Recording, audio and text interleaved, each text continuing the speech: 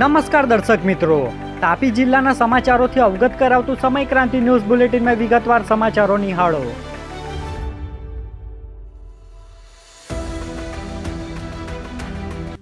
વ્યારાના બેડકુવા દૂર ગામે ઉકરડાના પાણી ભરેલા ખાડામાં ડૂબી જતા યુવકનું મોત નીપજ્યું.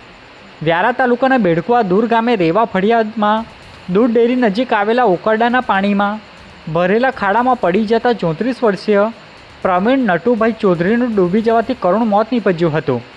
ઘટનાની જાણ થતાં પોલીસ સ્થળ પર પહોંચી જરૂરી કાર્યવાહી હાથ ધરી હતી. કાકડાપાર પોલીસે મૃતકના પિતાની ફરિયાદના આધારે અકસ્માત મોતનો ગુનો નોંધી કાયદેસરની કાર્યવાહી હાથ ધરવામાં આવી હતી. ભારે પવન ગાજવીજ સાથે વ્યારા શહેરમાં વરસાદ, સિંગી વિસ્તારના વિસ્તારોમાં વીજળી ગુલ. વ્યારા શહેરમાં સાંજે ભારે પવન અને ગાજવીજ સાથે વરસાદ શરૂ થયો હતો. દિવસભરની ભારે ઉકળાટ બાદ વાતાવરણમાં પલટો આવતા લોકોને ગરમીમાંથી રાહત મળી હતી. વરસાદ શરૂ થતાં જ સિંગી સહિતના અનેક વિસ્તારોમાં વીજ પુરવઠો ખોરવાતા લોકો મુશ્કેલીમાં મુકાયા હતા. વ્યારા પોલીસ દ્વારા સાયબર ક્રાઇમ સામે જનજાગૃતિ રેલી કાઢી લોકોને જાગૃત રહેવાની અપીલ કરાઈ. વ્યારા પોલીસ મથક ખાતે પોલીસ અધિકારીઓની હાજરીમાં સાયબર ક્રાઇમ અંગે લોકોને જાગૃત કરવા જનજાગૃતિ રેલીનું આયોજન કરવામાં આવ્યું હતું. રેલીમાં પોલીસ કર્મચારીઓ, ટ્રાફિક પોલીસ તેમજ ટીઆરબી જવાનો જોડાઈ લોકોને ઓનલાઈન છેતરપિંડીથી સાવચેત રહેવા અને સાયબર સુરક્ષા અંગે જાગૃતિનો સંદેશ આપ્યો હતો. ઉછલ તાલુકામાં આડા સંબંધના વહેમમાં પત્ની પર જીવલેણ હુમલો, બાદમાં પતિએ ગળે ફાંસો ખાઈ આપઘાત કર્યો. તાપી જિલ્લાના ઉછલ તાલુકાના એક ગામે આડા સંબંધના વહેમમાં પતિએ પત્ની પર ધારદાર હથિયાર વડે જીવલેણ હુમલો કરતા મહિલા ગંભીર રીતે ઘાયલ થઈ હતી. ત્યારબાદ પતિએ ગળે ફાંસો ખાઈ આપઘાત કર્યો હતો.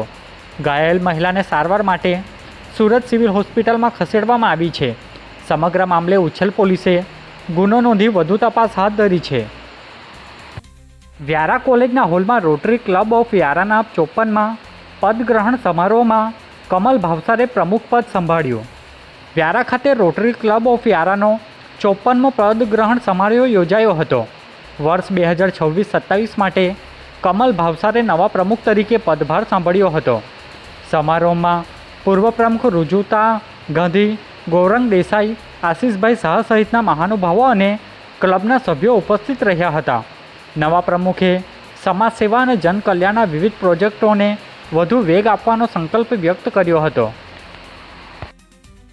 તાપીમાં પડેલા ભારે વરસાદ બાદ બેડી નવચંડી ફળિયા કોઝવેને તાત્કાલિક તંત્ર દ્વારા સફાઈ.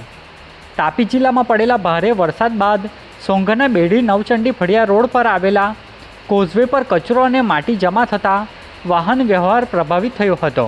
ડિઝાસ્ટર તંત્રએ જેસીબીની મદદથી તાત્કાલિક સફાઈ કામગીરી હાથ ધરી કોઝવેને ફરી વાહન વ્યવહાર માટે ખુલ્લો કર્યો હતો. વ્યારાના મિશન નાકા નજીકથી કુદરતી હાજતે નીકળેલો 22 વર્ષીય યુવક ગુમ, પોલીસે તપાસ શરૂ કરી.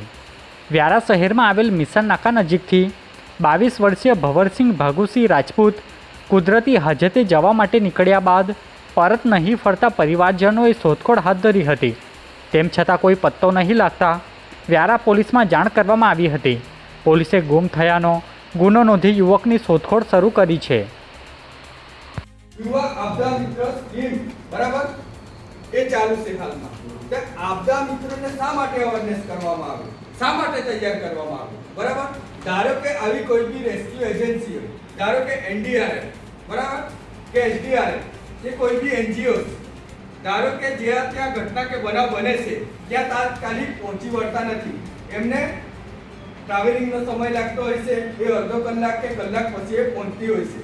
પરંતુ જે તે સ્થાનિક જગ્યાએ જ્યાં ડિઝાસ્ટર થાય છે, જ્યાં આપદા આવે છે, ત્યાં તાત્કાલિક રિસ્પોન્સ કોણ કરે છે? આપદા મિત્ર, બરાબર? એટલે આપદા મિત્ર એ સૌથી મહત્વનું પરિબળ છે આપણા ડિઝાસ્ટર માટે, આપણા અવેરનેસ માટે, અને આપણે જ્યાં ત્યાં રેસ્ક્યુ કરીએ છીએ ત્યાં, કેમ કે આપદા મિત્ર સ્થાનિક.